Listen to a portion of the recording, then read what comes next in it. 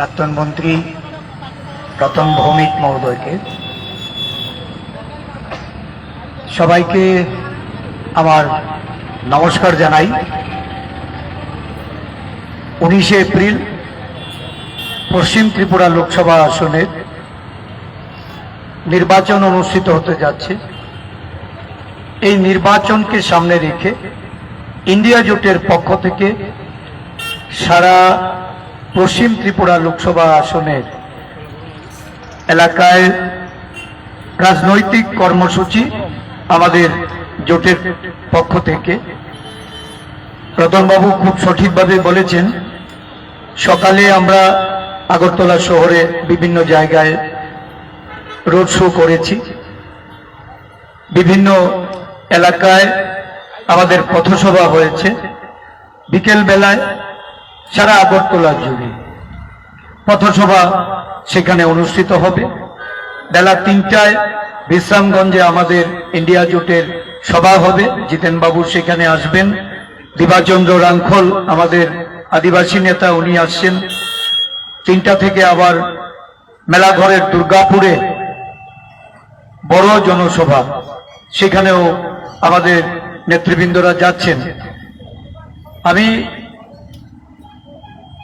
সম্বোধন করতে গিয়ে বলছি, ইন্ডিয়া জোটের আমাদের যারা নেতৃবৃন্দ এই মহকুমার, বিশেষ করে প্রাক্তন মন্ত্রী রতন ভৌমিক মহোদয়, আমাদের সিপিআইএমএল নেতা পার্থ কর্মকার, আমাদের জেলা কংগ্রেস সভাপতি টিটন পাল, আমাদের এই উদয়পুর জেলার প্রদেশ কংগ্রেসের সাধারণ সম্পাদক মিলন কর মহাশয়,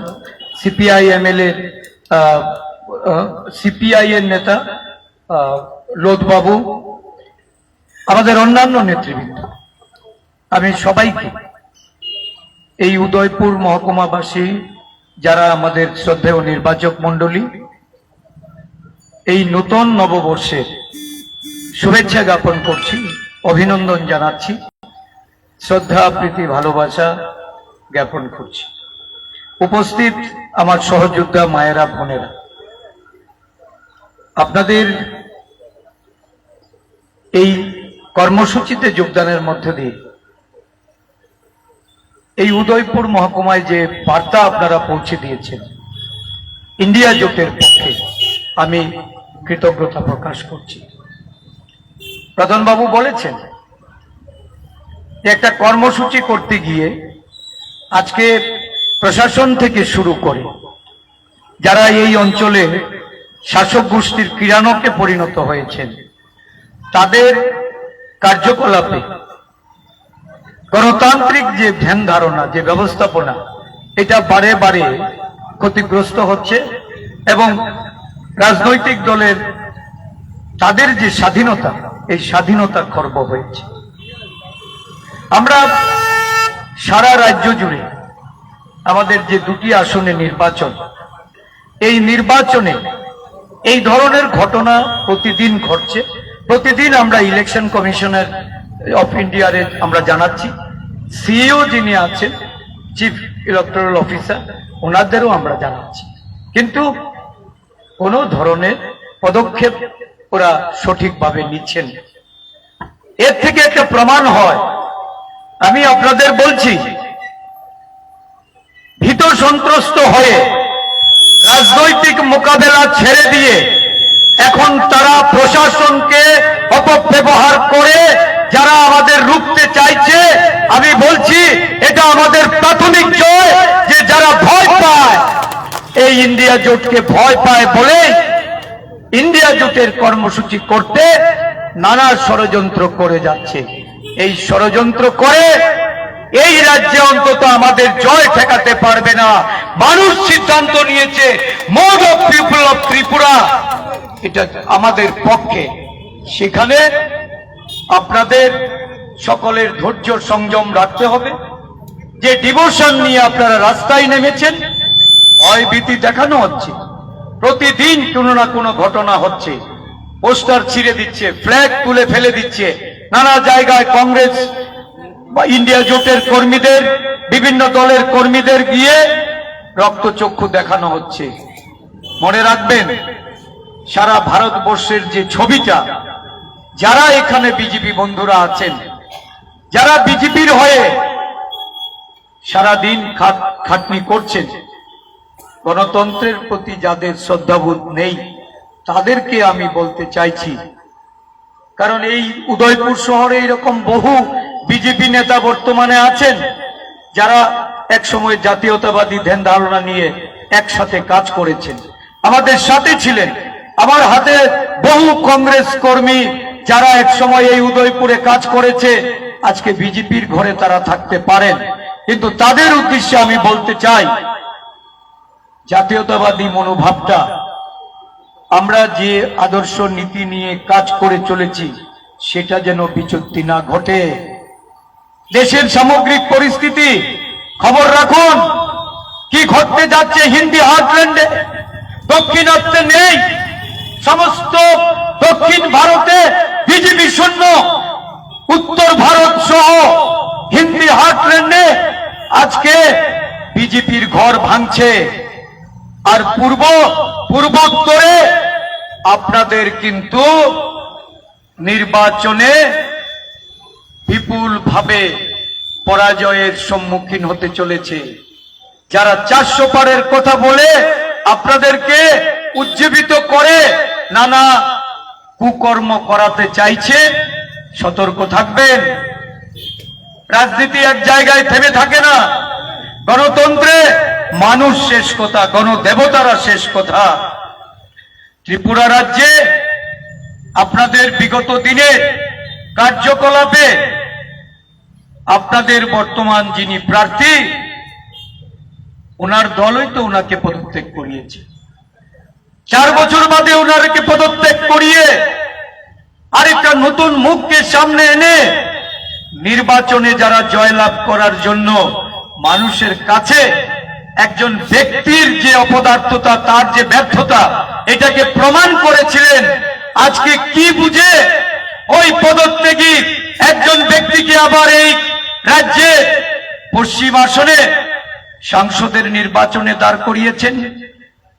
নরেন্দ্র মোদীজি আসছেন, অমিত শাহ আসছেন, এই রাজ্যের মানুষ তো জানতে চায়, উত্তর দেবেন কেন ওনাকে পদত্যাগ করানো হয়েছে, কি ছিল তার কারণ।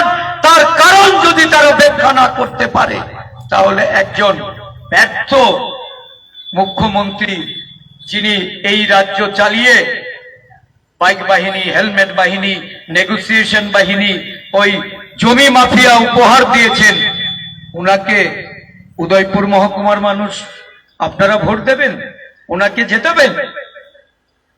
এই রাজ্যের গণতন্ত্র শুধু বিপন্ন নয়, সারা দেশে আজকে এই বিজেপি দল 10 বছর শাসন করে ভালো ভালো কথা প্রতিশ্রুতি রেখে যারা দেশটাকে শাসন করার নামে এই দেশকে নানা জাত বর্ণ সম্প্রদায়ের মধ্যে বিভেদ লাগিয়ে বেকারি এবং মানুষের দৈনন্দিন জিনিসপত্রের দ্রব্যমূল্য বৃদ্ধি, এই সমস্ত বিষয়গুলি আজকে সারা দেশের মানুষ প্রত্যক্ষ করছে যে এই সরকার তার প্রতিশ্রুতি রাখে। আজকে দিনের কথা বলেছিলেন 15 লক্ষ টাকা ব্যাংক অ্যাকাউন্টে জমা করাবেন দেশের নাগরিকদের, সেটা করতে পারেননি। উত্তর দিতে হবে না আপনাদের? দ্রব্যমূল্যের দাম বৃদ্ধি হওয়ার, কমিয়ে দেওয়ার জায়গায় আপনারা বাড়িয়ে দিয়েছেন, সঙ্গে জিএসটি ইম্পোজ করেছেন। আজকে এমন একটা বাজারে জিনিস নেই যে জিনিসের সঙ্গে জিএসটি ইম্পোজ করা হয়নি বা জিএসটি যুক্ত করা হয়নি, যার জন্য আজকে মানুষের ক্রয় ক্ষমতার বাইরে চলে গেছে। যারা 2 কেজি আলু কিনতেন তারা 1 কেজি কিনেন, যারা 5 কেজি চাল কিনতেন তারা 3 কেজি কিনেন, যারা 2 কেজি আটা কিনতেন তারা 1 কেজি কিনেন। অর্ধেকের কম আজকে বাজারে গিয়ে ক্রয় ক্ষমতা তাদের। এই পরিস্থিতিতে একটা নির্বাচন, এই নির্বাচনে বিজেপির ইস্যু কি? বিজেপির ক্যান্ডিডেট বলছে নরেন্দ্র মোদী ইস্যু। তো নরেন্দ্র মোদী যদি ইস্যু হয়, তো এই দেশটাকে তো নরেন্দ্র মোদী ডুবিয়েছেন। চৌকিদার বলেছেন, দেশের চৌকিদার। স্বচ্ছ প্রশাসনের কথা বলেছেন, চৌকিদার। চীনের আগ্রাসনে ভারতবর্ষের জমি আজকে চীন যখন অধিগ্রহণ করে নিচ্ছে, চীন যখন সেখানে তার পতাকা করে গেড়ে দিচ্ছে, চীন যখন এই দেশের সৈনিকদের আক্রমণ করছে, নরেন্দ্র মোদীজি মিথ্যা স্টেটমেন্ট দিয়ে বলছেন এমন কোনো ঘটনা হয়। তাহলে দেশের চৌকিদারের কি অবস্থা? বলছেন স্বচ্ছ প্রশাসনের কথা। আজকে কে না জানে যে ইলেকট্রাল বন্ড আজকে এই দেশের সবচেয়ে বড় ইস্যু। স্বদলীয় নেতৃত্ব, তাদের দলের কেন্দ্রীয় অর্থমন্ত্রীর স্বামী পরাকলা প্রভাকর বলছে এই দুর্নীতি পৃথিবীর একটা অন্যতম দুর্নীতি। ইলেকট্রাল বন্ড, এই নির্বাচনী বন্ড যারা আইন করেছিলেন, সুপ্রিম কোর্ট তার বিরুদ্ধে রায় দিয়ে বলেছেন এটা অসাংবিধানিক, অনৈতিক। এই বন্ডের মাধ্যমে যারা হাজার হাজার কোটি টাকা তাদের তহবিলে নিয়েছেন, কিভাবে নিয়েছেন, কাকে সুযোগ করে দিয়েছেন? দেশের এক শ্রেণীর কর্পোরেটদের তাদের টেন্ডার পাইয়ে দিয়ে, তাদের বিভিন্ন কাজের বরাত পাইয়ে দিয়ে তাদের থেকে অর্থ ইলেকট্রাল বন্ডের নামে বিজেপি দলের ফান্ডে জমা করেছে। বিভিন্ন জায়গায় ইডি, সিবিআই, আইটি কে রেড করিয়ে সেই সমস্ত সংস্থাগুলিকে ভয় দেখিয়ে তাদের কাছ থেকে হাজার কোটি টাকার ইলেকট্রাল বন্ড এই বিজেপির তহবিলে জমা করা হয়েছে। আর দেশের কালোবাজারি, যাদের অর্থ ফিরিয়ে আনার কথা ছিল, এই দেশের মজুদদারদের, যাদেরকে বিজেপি দল তাদের প্রভুত্ব এই দেশের সাধারণ মানুষের উপর চাপিয়ে দিয়ে তাদের দ্রব্যমূল্য থেকে শুরু করে সমস্ত জিনিসপত্রের দাম বাড়িয়ে তাদের কাছ থেকে যে চাঁদা আদায় করেছেন ইলেকট্রাল বন্ডের মাধ্যমে, এই একটা বিজেপি দল, যে দল স্বচ্ছ প্রশাসনের কথা বলে, স্বচ্ছ প্রশাসন তো শুধু দেশের মানুষের আজকে নাগালের বাইরে, লক্ষ কোটি টাকার দুর্নীতি, পিএম কেয়ার ফান্ডে লক্ষ কোটি টাকা দুর্নীতি, কোনো হিসেব নেই। আজকে ভারতবর্ষের মানুষ যারা ভেবেছিলেন যে দেশপ্রেম আর দেশের আবেগকে কাজে লাগিয়ে রাষ্ট্রবাদী স্লোগান তুলে 2019-এ যারা ক্ষমতাসীন হয়েছিলেন, 303 আসন ভারতবর্ষের মানুষ তাদেরকে দিয়েছিলেন, কারণ সেদিন ওই পুলওয়ামা ঘটনায় আঙ্গুল উঠেছিল পাকিস্তানের দিকে। আর পাকিস্তান বিরোধী জিগির তুলে মানুষের ভাবাবেগকে কাজে লাগিয়ে রাষ্ট্রবাদী শক্তি সারা দেশ জুড়ে যে হইচই ফেলেছিল, মানুষ বিভ্রান্ত হয়েছিল। 303 আসনে তাদেরকে সরকারে বসিয়েছিল। আজকে মানুষের কাছে খোলাসা হয়ে গেছে যে এই দেশের শহীদ জওয়ানদের, তাদের রক্তে তাদেরকে মৃত্যুমুখে ঠেলে দিয়ে যারা রাজনীতির ময়দান সেদিন দাপিয়ে বেরিয়েছিলেন আর রাষ্ট্রবাদের কথা বলে বেমালুম ভুলে গিয়েছিলেন, ওই দেশের যে শহীদ জওয়ানরা, তাদের জীবনের মূল্য নেই। যারা সেদিন তাদেরকে রক্তাক্ত করার জন্য ওই পুলওয়ামা সেক্টরে আরডিএক্স ভর্তি গাড়ি যখন রাস্তায় ঘুরে বেড়াচ্ছে, ইন্টেলিজেন্সের কাছে খবর থাকা সত্ত্বেও সেই রাজ্যের রাজ্যপাল বর্ষিয়ান বিজেপি নেতা উনি বারে বারে স্বরাষ্ট্র মন্ত্রকে খবর দিয়ে বলেছিলেন সতর্কতার জন্য তাদেরকে হেলিকপ্টারে উড়িয়ে আনা, আর্মি বিমানে তাদেরকে উড়িয়ে নিয়ে এসে এক স্থান থেকে স্থানান্তরিত করা। চুপ করো, এই কথা বলে রাজ্যপালকে থামিয়ে দিয়ে এই ধরনের একটা ঘটনা ঘটিয়ে নির্বাচনী ইস্যু যারা করতে চেয়েছিলেন তারা ষড়যন্ত্রে সাকসেস হয়েছে, সফল হয়েছেন। 303 আসন নিয়ে তারা জিততে পেরেছেন।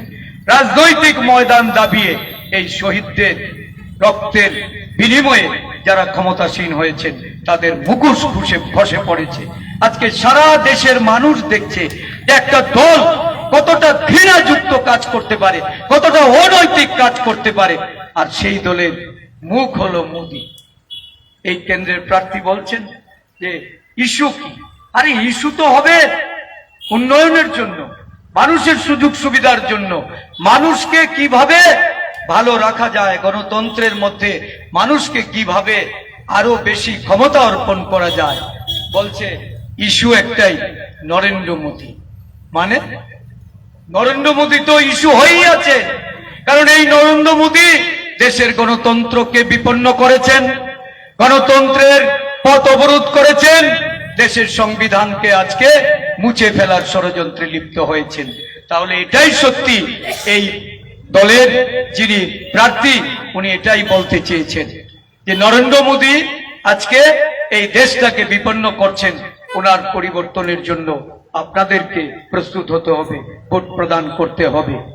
এই দেশে এখন সবচেয়ে বড় সমস্যা হলো সংবিধানকে রক্ষা করা। এবারের নির্বাচনের যে লড়াই, এটা রাজনৈতিক দল হিসেবে ইন্ডিয়া জোট বেঁধে যে লড়াই করছে, এই লড়াইয়ে দেশের জনগণ সামিল হয়েছে। জনগণের বিরুদ্ধে নরেন্দ্র মোদীর লড়াই। নরেন্দ্র মোদী আজকে যে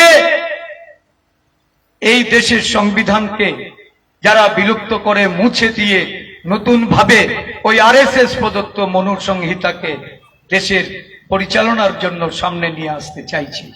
এক দেশ এক ভোট, এক দেশ এক বেশভূষা, এক দেশ এক ভাষা, এক দেশ এক খাদ্য, এই নীতি আজকে ভারতবর্ষের মানুষের যে গণতান্ত্রিক যে ধ্যান ধারণা, এটাকে পরিবর্তন করে ওই আরএসএস প্রদত্ত যে ক্ষমতা, সেই ক্ষমতা আজকে দেশের সরকার পরিচালনা করার জন্য তারা ষড়যন্ত্রে লিপ্ত হয়েছে। এই ষড়যন্ত্রকে ভেস্তে দিতে হবে।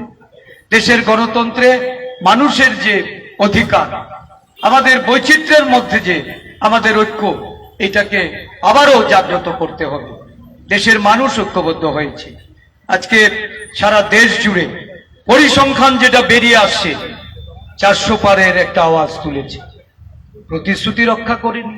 গণতন্ত্রের প্রতি যাদের শ্রদ্ধা নেই, সংবিধানকে অমান্য করে যারা দেশ পরিচালনা করছে, তারা বলছে আমাদের 400 পার। আরে বাবা, 400 পার করতে গেলে মানুষের জন্য কি করেছো সেটা বলো। তো 400 পারের স্লোগানটা হলো আরেকটা বিভ্রান্তি।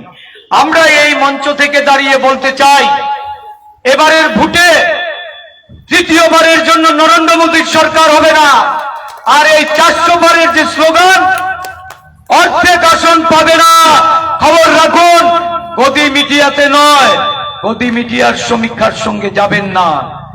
দেখেন, ভারতবর্ষের বিভিন্ন অর্থশাস্ত্রবিদ, বিভিন্ন দার্শনিক, বুদ্ধিজীবীরা তারা কি বলছে। ইউটিউব গুলিতে যে সমীক্ষা বেরিয়ে আসছে, 200 পার করতে পারবে না। এবারে নির্বাচনে বিজেপি, ইন্ডিয়া জোট ক্ষমতাসীন হচ্ছে, কারোর ক্ষমতা নেই ইন্ডিয়া জোটকে রোখার। তাই বিজেপি বন্ধুদের এখানে সবিনয়ে একটা অনুরোধ করে যাব, গণতন্ত্রের পথে হাঁটুন। আমরা জানি আপনাদের কি ক্ষমতা, আপনারা কতটুকু ক্ষমতাবান হয়েছেন, এটাও আমরা বুঝি। রোজগার করবেন, ভালো ক্ষমতায় ভোগ করবেন, এই চিন্তা ভাবনা নিয়ে বিরোধীদেরকে প্রতিহত করার জন্য অন্যায় অবিচার করবেন না। কারণ 4 জুনের পরে পরিতাপের বিষয় যেন না হয়, এটা যেন মনে রাখেন যে রাজনীতিতে উত্থান পতন মানুষের হাত ধরে। মানুষকে বুঝতে যারা ভুল করেন তাদের কিন্তু খেসারত দিতে হয়। ছোট্ট একটা পরিসরেই কিন্তু এই রাজ্যটা সীমাবদ্ধ নয়। 2টি আসন সারা রাজ্য জুড়ে, সব জায়গার মানুষ ভোটাধিকার প্রয়োগ করবে। মানুষের ভোটাধিকার প্রয়োগের যে অধিকার, এই অধিকার থেকে যদি মানুষ বঞ্চিত হয়, তাহলে মানুষও ছেড়ে কথা বলবে। আমরা ইন্ডিয়া জোটের পক্ষ থেকে উদয়পুরবাসীকে আবেদন করে যাব, আগামী 19 এপ্রিল আমাদের রাজ্যে যে পশ্চিম আসনে ভোট হবে, ইন্ডিয়া জোট প্রার্থী আমি আশিস কুমার সাহা, এই রাজ্যেরই আমি একজন নাগরিক। রাজনীতি 4 দশকের উপরে আছি। এই রাজ্যের জল, বায়ু, মাটি আমার রাজনৈতিক ঊর্জা। আমি মানুষের অধিকারকে, মানুষের সাংবিধানিক মৌলিক অধিকারকে, তার গণতান্ত্রিক অধিকারকে পুনঃস্থাপনের জন্য যে লড়াই, এই লড়াই চালিয়ে যাব। এবং আগামী দিন আপনাদের সমর্থন নিয়ে, আপনাদের আশীর্বাদ নিয়ে এই রাজ্যের মাটিতে আপনাদের পাশে থেকে আমি সেবার কাজে যুক্ত থাকব। এই কথাগুলি বলে হাত চিহ্নে ভোট দিয়ে আমাকে জয়যুক্ত করার আবেদন রেখে আমি কথা বলা থেকে বিরাম নিলাম। জয় হিন্দ, বন্দে মাতরম, ইন্ডিয়া জোট জিন্দাবাদ। বন্ধুগণ,